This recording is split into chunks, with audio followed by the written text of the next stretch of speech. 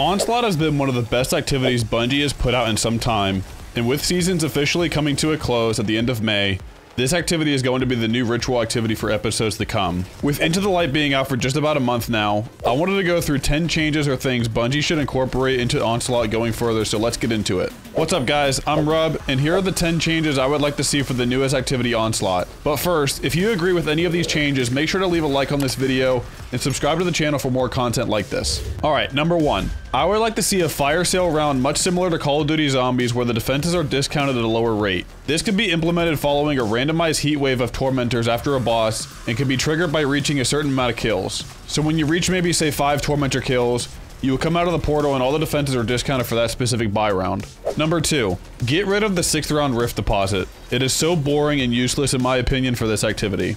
Number 3. Shorten the length of Onslaught. Rather than the current version of max 50 waves, I would prefer to see it cut in half to 25 where there are bosses on waves 5, 10, 15, 20, and 25 with no rift round, challenge rounds on 2 and 4, and buy rounds following a boss and on round 3. I think it would be a tougher challenge and will be more engaging since right now the first 20 waves or so are just so slow and not very challenging.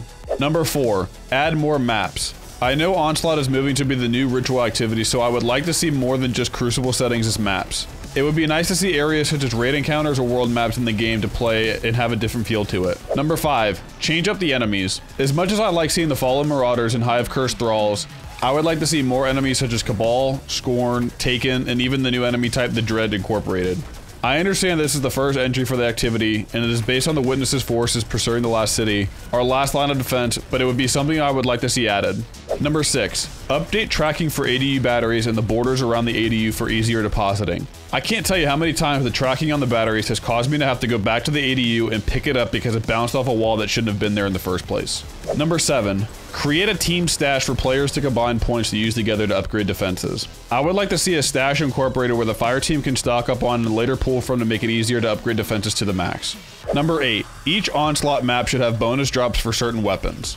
Since we can attune weapons that adds a 50% increase the drop rate of that weapon, but what if there was a daily rotating bonus as well that made it so that you were encouraged to play the other maps? Right now the two main maps people play are Midtown and Vostok, as Moth Yards is very big and takes longer because the enemies are so spread out. If there was an added bonus to run Moth Yards if the weapon of the day was something that you wanted and rotated on a daily basis to make sure more weapons are available, I think that would be an easy update. Number 9. Please get rid of the raid weapons. I get that for Into the Light, Bungie wanted to make it easier for newer players to get up to speed to have access to popular weapons, but going further this should not be a thing. Those weapons are significant for those raids and should be kept there.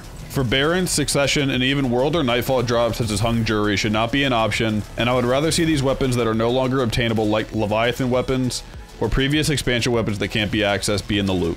Number 10. Ability to place defenses anywhere. This could be an easy update to just place a bunch of platforms around the ADU tower and give Guardians access to walk up to them and treat them like a kiosk and choose which defenses they feel are necessary for that area. So the team could have 5 decoys or turrets and they can determine how they defend rather than RNG. Let me know what your thoughts are on these 10 changes to Onslaught, and as always, happy farming Guardians.